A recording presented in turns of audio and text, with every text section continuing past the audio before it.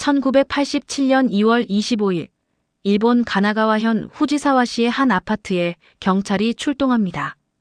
이웃 주민의 신고 때문이었습니다. 며칠째 이상한 냄새와 음악 소리가 계속 들린다는 내용이었죠. 경찰은 문을 열고 안으로 들어간 순간 그대로 굳어버립니다. 방 안에는 카세트 테이프 음악이 반복해서 흘러나오고 있었고, 두 남녀는 바닥에 놓인 한 남성의 시신 앞에 앉아 있었습니다. 더욱 충격적인 건 경찰이 들이닥쳤는데도 그들이 전혀 당황하지 않았다는 점이었습니다. 두 사람은 뒤를 돌아보지도 않은 채 같은 말을 반복했습니다. 악마를 쫓고 있다. 일본 사회를 충격에 빠뜨린 이 사건은 훗날 후지사와 악마 퇴치, 토막 살인 사건이라 불리게 됩니다. 이 사건은 단순한 살인을 넘어선 집단적 망상과 그릇된 신념이 한 인간의 삶을 어떻게 파괴할 수 있는지를 극명하게 보여준 비극적인 사례로 기록되어 있습니다. 평범한 듯 보였던 이 아파트에서 대체 무슨 일이 벌어졌던 것일까요?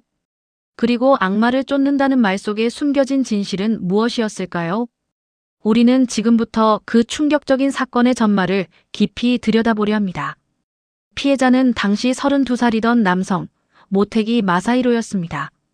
그는 무명 록밴드의 리더였고 음악으로 성공하겠다는 꿈을 품고 살아가던 인물이었습니다.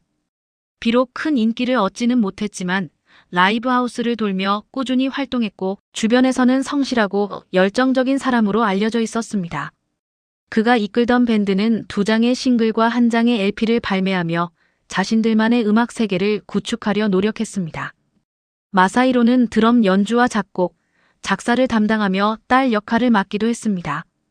음악에 대한 그의 열정과 독특한 시도는 주변 사람들에게 깊은 인상을 남겼습니다. 하지만 그런 그의 삶에는 오래전부터 큰 영향을 주던 인물이 한 명 있었습니다. 바로 사촌형 스즈키 마사토였습니다. 마사토는 마사히로에게 단순한 친척을 넘어선 정신적인 지주와 같은 존재였습니다. 마사히로는 어릴 때부터 마사토를 깊이 신뢰하고 따랐으며 그의 말에 쉽게 반항하지 못하는 성격이었습니다. 이러한 관계는 훗날 비극의 씨앗이 됩니다. 마사토는 점점 특정 종교단체에 깊이 빠져들고 있었습니다. 그가 가입한 곳은 오오야 마네즈 노미코토의 신시교회라는 사이비 종교였습니다.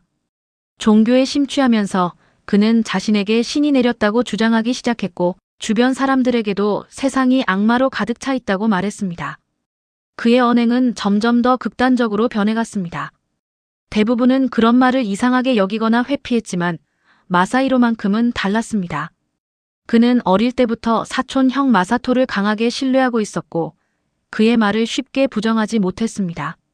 오랜 시간 쌓아온 신뢰관계와 마사히로의 순종적인 성격이 맞물려 그는 마사토의 주장을 점차 받아들이기 시작했습니다. 결국 마사히로는 마사토가 다니던 종교 모임에도 함께 나가게 됩니다. 종교적 신념이라는 강력한 매개체가 두 사람의 관계를 더욱 공고히 하고 마사히로를 사이비 종교의 영향력 아래로 깊숙이 끌어들인 것입니다. 한편 마사히로는 병원에서 일하던 간호사 미유키를 만나 결혼합니다. 그녀의 이름은 모테기 미유키였으며 그녀 또한 마사히로와 함께 비극의 주인공이 됩니다. 둘은 평범한 신혼생활을 시작했지만 시간이 흐를수록 마사히로의 음악 활동은 점점 어려워졌습니다. 밴드는 기대만큼 성공하지 못했고 멤버들 사이에서도 미래에 대한 불안감이 커지기 시작했습니다. 바로 그 시기 마사토가 다시 마사히로 부부 곁으로 돌아옵니다. 그는 마사히로 부부에게 접근하여 자신만의 왜곡된 종교적 신념을 더욱 적극적으로 주입하기 시작했습니다. 성공에 대한 갈망과 현실의 좌절감 속에서 흔들리던 마사히로에게 마사토의 말은 더욱 강한 영향력을 발휘하기 시작했습니다. 동시에 그의 아내 미유키 역시 마사토의 영향력 아래 놓이게 되면서 부부는 점차 세상으로부터 고립되기 시작했습니다. 이들의 일상은 구세의 곡을 만드는 데 모든 것이 맞춰졌고 마사토는 그 과정을 철저히 통제했습니다. 마사토는 이전보다 훨씬 극단적인 말을 하기 시작했습니다. 그는 마사히로에게 신이 내렸다. 이 세상은 악마뿐이다. 악마를 쫓을 구세의 곡을 만들 수 있는 건 너뿐이다라고 말했습니다. 처음에는 황당하게 들렸지만 음악적 성공에 대한 압박과 현실적인 좌절 속에 있던 마사히로는 점점 그 말에 영향을 받기 시작합니다. 그는 정말로 자신이 특별한 곡을 만들어야 한다고 믿게 되었고, 이른바 구세의 곡을 만들기 시작했습니다. 마사토는 마사히로에게 끊임없이 세상의 종말과 악마의 존재를 설파하며 오직 마사히로의 음악만이 세상을 구원할 수 있다고 주입했습니다. 이러한 주장은 음악적 재능을 인정받고 싶어 했던 마사히로의 내면 깊숙한 곳에 파고들었습니다. 아내 미유키도 마사토의 말에 세뇌되어 남편을 악마로 인식하기 시작했습니다. 아파트 안의 분위기는 광기와 편집증으로 가득 차기 시작했습니다. 밴드 멤버들은 금세 이상함을 느꼈습니다. 마사토의 상태는 정상으로 보이지 않았고 마사히로 부부 역시 점점 외부와 거리를 두기 시작했기 때문입니다. 멤버들은 여러 차례 마사히로를 설득하려 했지만 소용없었습니다.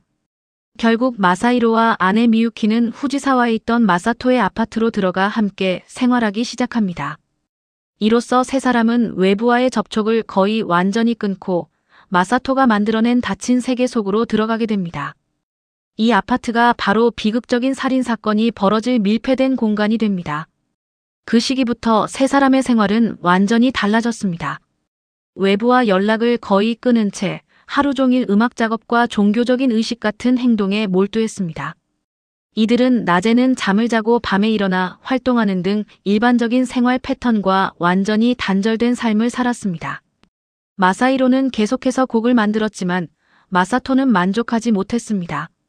시간이 지나도 구세의 곡이 완성되지 않자 마사토는 점점 더 위험한 말을 하기 시작합니다. 그는 마사히로 안에 악마가 들어갔다고 주장하며 마사히로의 육체가 악마의 현신이라고 몰아붙였습니다. 이러한 정신적 학대와 세뇌는 점차 마사히로의 정신을 피폐하게 만들었습니다. 아파트 안에서는 이해하기 어려운 행동들이 이어졌다고 전해집니다. 서로 오랜 시간 마주보고 앉아 있거나 음악을 반복해서 틀어놓고 알 수 없는 말을 되풀이하는 생활이 계속됐습니다. 하지만 결국 마사토는 더욱 극단적인 결론에 도달합니다. 악마를 없애려면 육체를 죽여야 한다. 이 말은 마사토의 뒤틀린 신념이 살인이라는 최악의 결과로 이어질 것임을 암시하는 섬뜩한 선언이었습니다. 1987년 2월 22일, 마사토와 미유키는 함께 마사히로를 살해합니다. 그들은 악마를 쫓아내기 위한 의식이라는 명목 아래 잔혹한 범행을 저질렀습니다. 마사토는 마사히로가 악마의 씨였다고 주장하며 칼로 그를 찔렀고 미유키는 그 과정을 도왔습니다. 그러나 사건은 거기서 끝나지 않았습니다. 두 사람은 자신들의 행동이 악마를 없애기 위한 의식이라고 굳게 믿고 있었던 것으로 알려졌습니다. 그들은 음악을 계속 틀어놓은 채 범행 현장에 머물렀고 시간이 흐른 뒤에도 현장을 떠나지 않았습니다. 오히려 시신을 해체하고 살점을 소금으로 닦는 기이한 의식을 행했습니다. 시신은 머리와 다리가 절단되어 있었고 뼈에서 살점이 발라져 부엌 배수구에 쌓여 있었으며 방 안에는 내장과 살점들이 흩어져 있었습니다. 이들의 행동은 마치 종교적 제의를 치르는 듯 보였습니다. 그리고 사흘 뒤 경찰이 아파트 안으로 들어왔을 때도 두 사람은 여전히 같은 말을 반복하고 있었습니다. 악마를 쫓고 있다. 당시 현장에 출동했던 경찰관들은 그 충격적인 광경을 평생 잊지 못할 것이라고 회고합니다. 방 안에는 시체가 훼손된 채 방치되어 있었고 그 앞에서 두 남녀는 마치 현실과 동떨어진 듯 무표정한 얼굴로 자신들의 행위를 의식이라고 주장하고 있었습니다. 이 장면은 당시 수사 관계자들에게도 큰 충격을 남겼다고 전해집니다. 일반적인 살인 사건과는 분위기 자체가 달랐기 때문입니다. 범행을 숨기거나 도망치려 하기보다는 자신들이 어떤 의식을 수행하고 있다고 믿는 듯한 모습이었다고 합니다. 그들의 눈빛은 공허했고 그들의 말은 이해할 수 없는 광기로 가득 차 있었습니다. 경찰은 그들의 행동에서 일말의 죄책감이나 후회를 찾아볼 수 없었다고 보고했습니다. 수사 과정에서 마사토와 미유키는 자신들의 행동이 악마를 없애기 위한 것이었다고 일관되게 주장했습니다. 하지만 정신감정 결과 법적으로 책임 능력이 없다고 판단되지는 않았습니다. 즉, 그들은 자신들의 행동이 사회적으로 용납될 수 없는 범죄임을 인지할 수 있는 능력이 있었다는 것입니다. 결국 검찰은 두 사람을 살인 및 시신 훼손 혐의로 기소했고 법원은 마사토에게 징역 14년, 미유키에게 징역 13년을 선고합니다. 법원은 이들의 종교적 망상을 인정하면서도 그 행위의 반사회성과 잔혹성을 간과할 수 없다고 판단한 것입니다. 이 사건의 재판 결과는 일본 사회에 큰 파장을 불러일으켰으며 사이비 종교의 위험성에 대한 경각심을 다시 한번 일깨우는 계기가 되었습니다. 이 사건이 지금까지도 일본에서 충격적인 사건으로 남아있는 이유는 단순히 잔혹한 범행 때문만은 아닙니다. 음악으로 성공하고 싶었던 한 남성이 가장 믿었던 사람에게 영향을 받으며 점점 고립되어 갔고 결국 비극적인 결말에 이르렀다는 점 때문입니다.